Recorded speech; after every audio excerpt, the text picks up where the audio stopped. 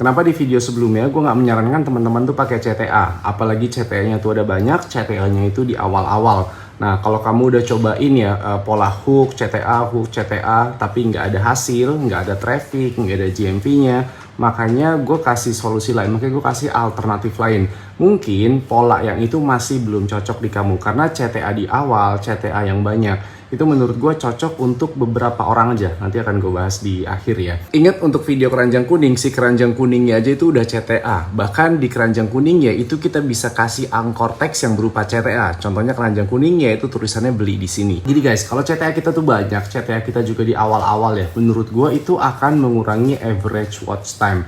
Buat gue, average watch time itu segalanya. Walaupun gue mengutamakan average watch time, tapi itu gue sadar kalau video keranjang kuning itu tuh harus ada unsur hard sellingnya. Jadi bukan soft selling ya. Makanya di video yang gue pin di profile, itu gue bahas soal hard selling edukasi sama hard selling entertainment.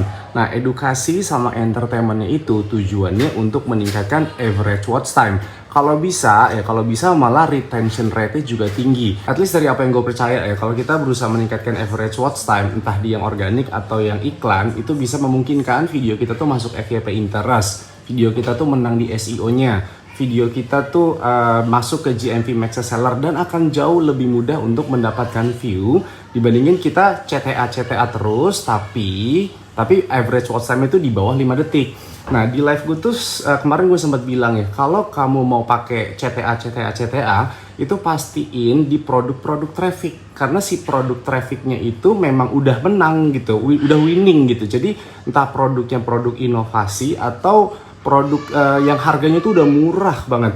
Nah, kalau itu diiklanin, itu juga ROAS-nya juga harus tinggi. Karena kalau iklan yang ROAS-nya tuh rendah, terus average watch time itu rendah, itu udah rugi banget deh. Kamu nggak ngebangun apa-apa di situ. CTA yang banyak dan di awal-awal itu juga kayaknya cocoknya sama orang yang udah jadi gitu personal brandingnya. Orang yang udah dikenal sama banyak orang, atau untuk orang yang memang extrovert gitu, yang pembawaannya itu nggak kaku, pembawaan CTA-nya itu nggak kaku. Jadi orang nontonin dia CTA itu juga seru-seru aja, itu juga asik-asik aja. Bahkan bisa jadi CTA-nya tuh kayak bukan CTA-nya malah jadi kayak entertainment, jatuhnya kayak hard selling entertainment kan.